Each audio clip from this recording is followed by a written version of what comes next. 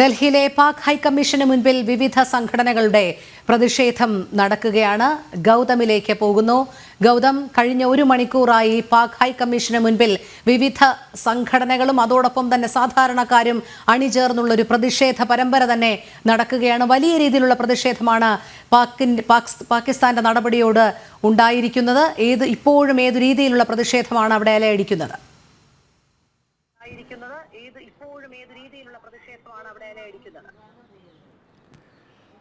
രോഹിണി, ഇപ്പോൾ ഈ പ്രതിഷേധം അവസാനിച്ചു. ഏതാണ്ട് 15 മിനിറ്റ് മുൻപ് വരെ വലിയ പ്രതിഷേധം ഹൈക്കമ്മീഷന് മുന്നിലുണ്ടായിരുന്നു. ഇപ്പോൾ പ്രതിഷേധം പൂർത്തീകരിച്ച ശേഷം ആളുകളെല്ലാം തിരിച്ച് മടങ്ങിയിരിക്കുകയാണ്.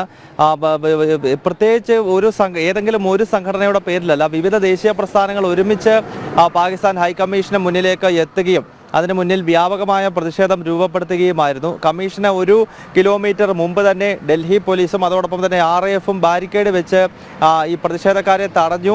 എന്നാൽ ആദ്യത്തെ ബാരിക്കേഡ് മറികടന്നുകൊണ്ട് പിന്നീട് വീണ്ടും ഈ ഹൈക്കമ്മീഷൻ അടുത്തേക്ക് എത്തുവാനുള്ളൊരു ശ്രമം പ്രതിഷേധക്കാരുടെ ഭാഗത്തു നിന്നുണ്ടായി. വീണ്ടും രണ്ടാമത്തെ സെറ്റ് ബാരിക്കേഡ് ഉപയോഗിച്ചുകൊണ്ടാണ് ഈ പ്രതിഷേധക്കാരെ തടഞ്ഞത്. രാജ്യതലസ്ഥാനത്തിന്റെ വിവിധ ഭാഗങ്ങളിൽ നിന്നും ആയിരക്കണക്കിന് യുവാക്കൾ ഈ പാകിസ്ഥാനെതിരെ മുദ്രാവാക്യം വിളിച്ചുകൊണ്ടും പാകിസ്ഥാൻ ഹൈക്കമ്മീഷന്റെ പ്രവർത്തനം പൂർണ്ണമായി ഇന്ത്യയിൽ നിരോധിക്കണം എന്നാവശ്യപ്പെട്ടുകൊണ്ട് പ്രതിഷേധിക്കുകയായിരുന്നു.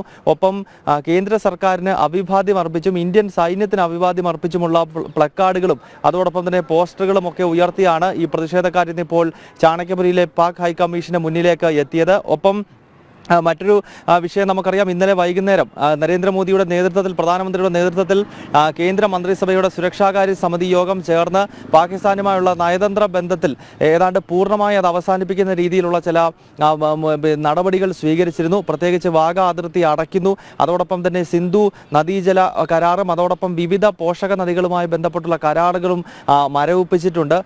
ഇന്ത്യയിൽ ഉണ്ടായിരുന്ന പാകിസ്ഥാൻ പൗരന്മാരോട് 48 മണിക്കൂറിനകം രാജ്യം വിടാൻ പറയുകയും പാകിസ്ഥാൻ ഹൈക്കമ്മീഷനിലെ കര, വ്യോമ, നാവിക സേന ഉപദേഷ്ടാക്കൾക്കുള്ള അംഗീകാരം റദ്ദാക്കുകയും ഒക്കെ ചെയ്തുകൊണ്ടുള്ള വലിയ നടപടികൾ കേന്ദ്ര സർക്കാർ ഇന്നലെ വൈകിട്ട് എടുത്തിരുന്നു. അതിനാൽ തന്നെ സർക്കാരിന് അഭിവാദ്യം അർപ്പിച്ചുകൊണ്ടാണ് ഇന്നിപ്പോൾ പ്രതിഷേധക്കാരെത്തിയത്. ഒപ്പം പാകിസ്ഥാന് സൈനികമായുള്ള ഒരു കനത്ത തിരിച്ചടിയും ഇനിയും നൽകണം എന്ന ആവശ്യവും കൂടി പ്രതിഷേധക്കാർ മുന്നോട്ട് വെക്കുന്നുണ്ടായിരുന്നു. രോഹിണി. ശരി ഗൗതം, ഡൽഹിയിലെ പാക് ഹൈക്കമ്മീഷന് മുൻപിൽ വിവിധ സംഘടനകളുടെ നേതൃത്വത്തിൽ വലിയ രീതിയിലുള്ള പ്രതിഷേധമാണ് അരങ്ങേറിയത്. ഗൗതം അനന്തനാരായണനാണ് വിവരങ്ങൾ നൽകിയത്.